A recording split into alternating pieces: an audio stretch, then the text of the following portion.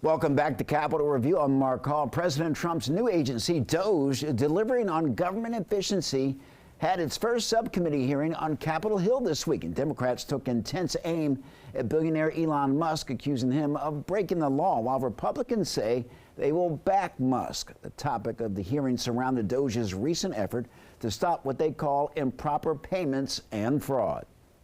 And returning to Capitol Review is Aris Folley.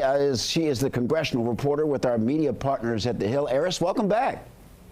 Oh, thanks for having me. I appreciate it. We're glad to have you. Let's start with really the biggest takeaways from the hearing.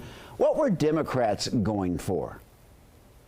Right. There was a tale of two hearings right now, and Democrats definitely were focused more on needling Musk, needling Trump, and bringing attention to just these executive orders that are coming out of the administration that they say are completely illegal, and some of which have already been tangled up in the courts.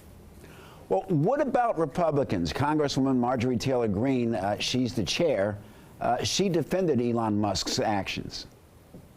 Right. And we definitely saw kind of a different Marjorie Taylor Greene as the chairwoman versus Marjorie Taylor Greene as the committee member, right? And there was a lot more focus on just trying to stay on the main focus of the meeting at hand, which was the focus on government fraud, government rate waste, discussions about potential reforms to Medicaid or how SNAP benefits are being processed. But on the other side, you just had Democrats who are saying, hey, we can talk about bipartisan solutions, but what's happening right now is also just not normal in the executive branch.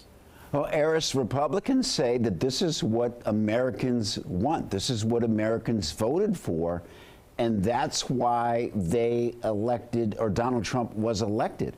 How do Democrats respond to that?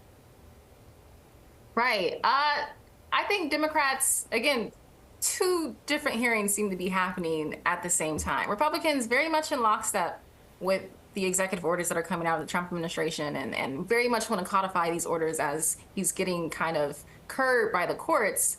But on the other side, Democrats are saying that they're seeing a constitutional crisis and that they want to use these hearings to bring awareness to what's going on, as they're also facing pressure from their voters who are saying, listen, you may not have control of the House, you may not have control of the Senate, but you're saying it's a constitutional crisis. What more are you doing to bring attention to this and to try and use your time and your power to also counter these actions by the Trump administration?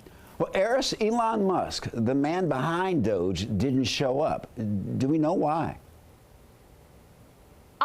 I'm not sure. It wasn't the most friendly environment, but Democrats did extend another invitation. The hope for Democrats is that he will come at some point.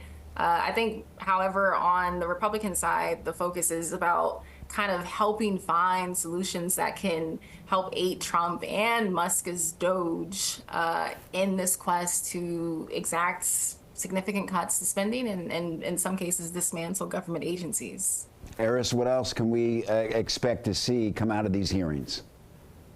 I know that Chairwoman Greene now said that in the coming days that she's looking for to release a report with legislative solutions to some of the problems that they're discussing. So I think the idea is that this is supposed to be kind of, again, aiding Trump, aiding Republicans right now as they're trying to look for cuts to spending, potentially trillions in spending over the next 10 years as part of this kind of larger effort to bring down costs, particularly while they're also trying to get everyone on board with a plan to raise or suspend the debt ceiling at some point, because we do have the threat of national default kind of hanging over Congress right now this year. Aris Folley, thank you very much for joining us. Thanks for having me. Appreciate it.